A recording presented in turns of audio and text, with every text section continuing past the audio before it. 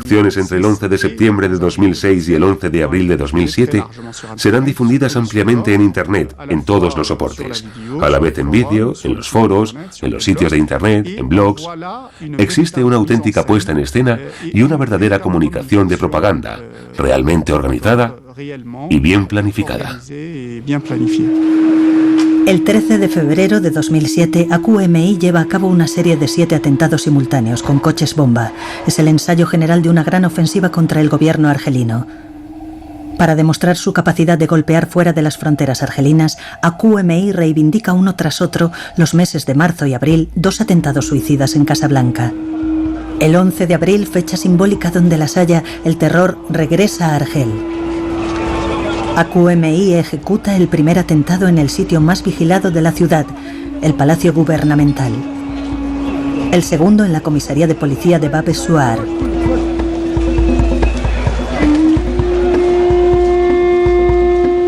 Al día siguiente, como en Irak, los 2 atentados son reivindicados en una página de internet en la que aparecen los rostros de los mártires.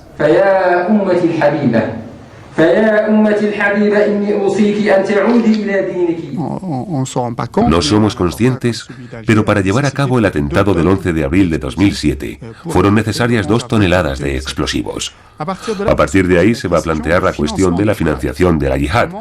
¿Cómo financiar la yihad? ¿Cómo conseguir los medios para hacer esa yihad? Ante esa cuestión habrá 2 posiciones enfrentadas. La primera es la de los ancianos, los veteranos de la yihad, por así decirlo. Aquellos que conocieron Afganistán, aquellos que conocieron los años 90 y aquellos que conocieron los primeros años del siglo XXI, que pensaban que la yihad podría seguir financiándose perfectamente, sobre todo con el contrabando, con diferentes tipos de tráfico. El representante de esta vía de financiación, Mokhtar Belmokhtar, pensaba que no había motivo alguno para inquietarse, porque la yihad podría financiarse con diferentes actividades. AQMI elige para financiarse privilegiar el secuestro de occidentales que son considerados enemigos al servicio del gobierno argelino, prisioneros de guerra que es legítimo intercambiar por un rescate. Es así como nace toda una industria del secuestro que actualmente es el sello de Al-Qaeda en el Magreb islámico.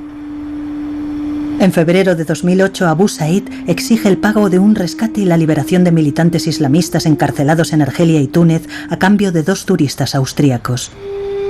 El 31 de mayo de 2009, AQMI reivindica la ejecución del británico Edwin Dyer tras negarse las autoridades británicas a intercambiarlo por un militante de Al-Qaeda preso en Inglaterra.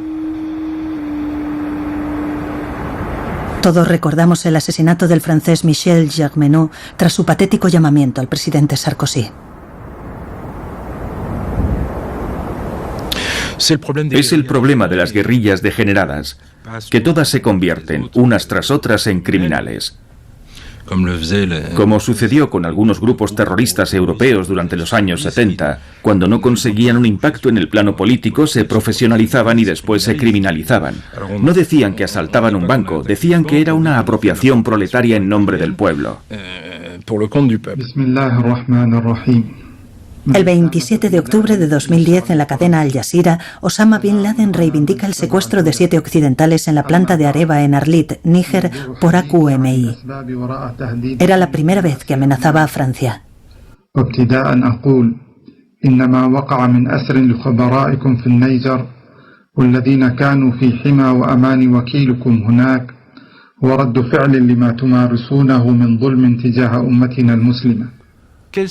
¿Cuál sería el margen de maniobra de un grupo mafioso, no importa cuál, mafiosos, salteadores de caminos, que secuestra a un occidental y que exige millones de euros? Nadie le daría semejante suma. En cambio, apelando a Al-Qaeda, apelando a la violencia islamista, reivindica su legitimidad y obtiene una capacidad de maniobra que le permite aumentar el rescate.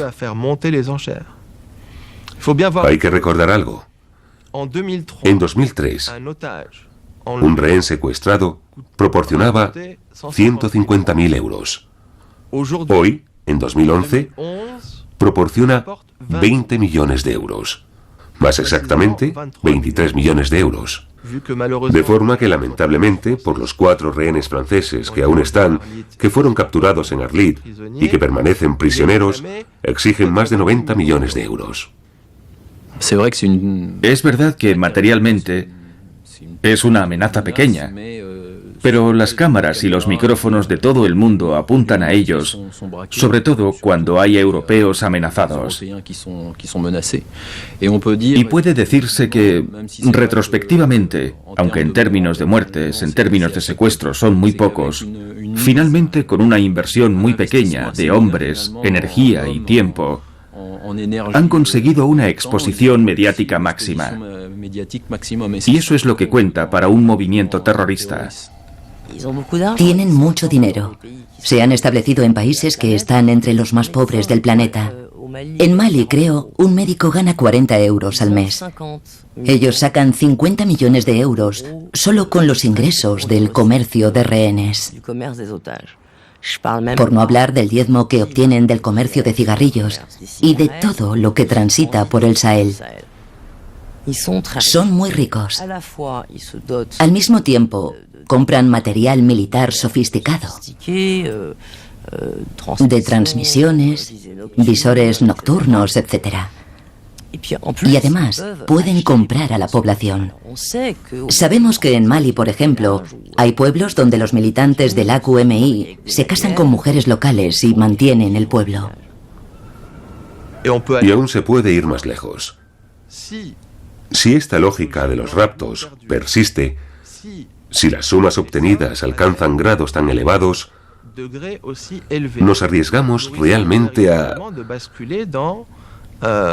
la creación de espacios que estarían completamente bajo la autoridad de estas bandas mafiosas y que escaparían aún más del control de los estados del Sahel.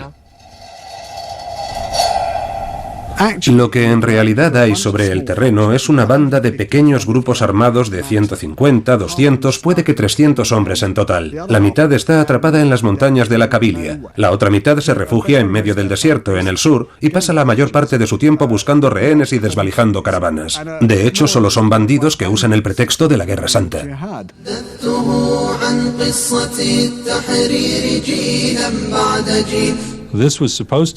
Al-Qaeda en el Magreb Islámico jamás cumplió la misión que le fue asignada. Debía crear un clima de terror no solo en Argel, Casablanca, Túnez, también fuera de África del Norte, en el corazón de Europa, especialmente en Francia. Y nunca lo logró. Solo ha tenido éxito secuestrando, extorsionando por dinero. Y todo eso recuerda mucho más a las artimañas de una banda de gánsteres que a la imagen de el Islam se alza en masa contra Occidente. ¿Qué es lo que temen entonces los servicios de seguridad occidentales? La singularidad de Al-Qaeda hoy en día y lo que constituye una revolución es lo que podríamos llamar su apertura. Por un lado hay un grupo de dirigentes muy jerarquizado y por otro, todos esos grupos diseminados por el mundo. En realidad, si quieren unirse a Al-Qaeda, es suficiente con que declaren que forman parte de ella. Es suficiente con un juramento de fidelidad y el acto de adhesión es puramente personal.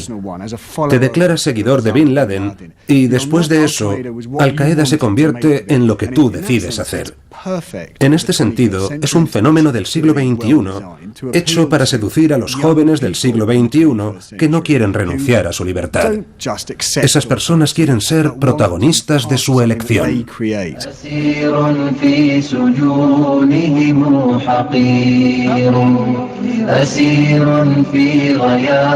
Es un fenómeno que los servicios secretos difícilmente pueden controlar.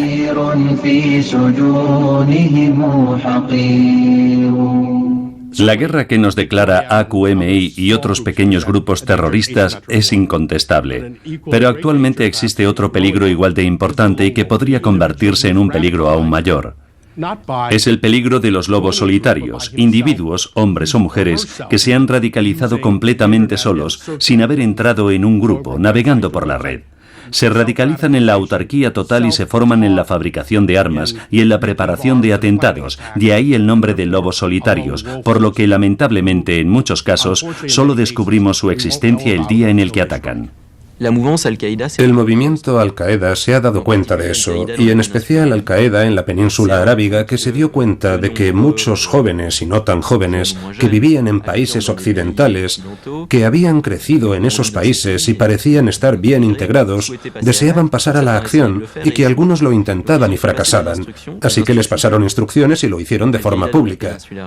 Al-Qaeda en la península arábiga creó hace ya un año una revista en inglés. Es interesante que sea en inglés, porque eso demuestra que se dirige fundamentalmente a personas que viven en países anglófonos y que no hablan necesariamente el árabe. Esta revista se llama Inspire, y en uno de sus últimos números dedica un artículo precisamente a esta cuestión. El autor del artículo explica que es necesario dejar de buscar el gran atentado que hace mucho ruido, que sin duda será muy prestigioso dentro del movimiento yihadista, pero tiene muchas posibilidades de fracasar, por lo que es necesario pasar a prácticas más sencillas. Y las prácticas más sencillas son mencionadas en ese artículo. Se trata concretamente de disparar contra la multitud o de preparar un vehículo 4x4, da detalles muy precisos sobre la manera de preparar un vehículo de ese tipo, y arremeter contra la muchedumbre con el objetivo de matar al mayor número de personas. Es lo que se denomina la sistemática del lone wolf, el lobo solitario.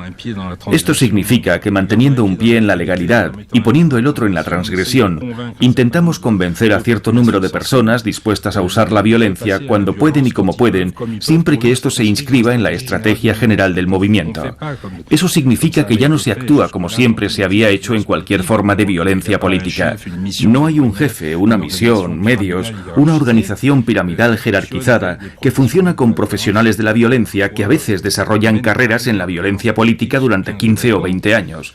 Recurren a no profesionales que pueden pasar casualmente, cuando son necesarios, cuando se les necesita, a la violencia política. Pero AQMI también proyecta sobre el Sahel otras amenazas que no deben subestimarse.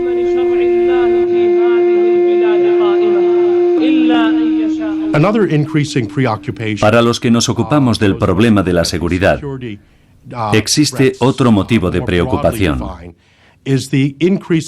Hay señales cada vez más incontestables de la relación entre los terroristas del área Magreb-Sahel y los cárteles de narcotraficantes. Irónicamente, es Estados Unidos quien, con sus esfuerzos por impedir las importaciones de cocaína y otras drogas en el Caribe, esfuerzos coronados ampliamente por el éxito, aun cuando grandes cantidades de drogas sigan pasando, ha obligado a los narcotraficantes a buscar nuevos mercados en Europa.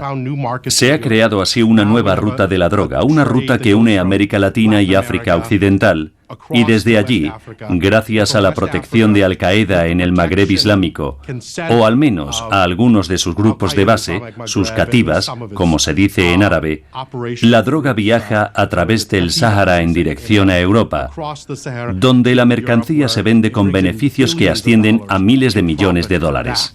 En los tiempos de la navegación a vela, cuando los marinos atravesaban los océanos y encontraban un lugar lleno de posibilidades, cuando volvían a puerto en Francia o en Inglaterra o cualquier otro lugar, decían: «Oh no, sobre todo no hay que ir allí, hay dragones, el mar se hunde en un gran abismo, sobre todo no vayáis». Así se reservaban el potencial de enriquecimiento que habían encontrado al otro lado de los mares. En mi opinión, actualmente estamos en una situación un poco equivalente en el Sahel. Cuantos menos actores haya en el lugar, más importante será el potencial para aquellos que se queden. Si los franceses quieren marcharse de allí, o si les convencen de que se vayan, o si les debilitan mucho, entonces otros ocuparán su lugar. Podemos decir que el impacto de AQMI en términos de seguridad es finalmente muy secundario. Más allá del territorio del desierto y del sur, en el que está presente, su capacidad para realizar atentados es prácticamente nula. De hecho, hasta hoy ha demostrado ser prácticamente incapaz. Sin embargo, AQMI ha demostrado ya que puede atentar contra intereses económicos mayores. Su presencia en Argelia ha complicado mucho las cosas a aquellos que intentan explorar sus recursos naturales, aunque solo sea por el alza del precio de los seguros.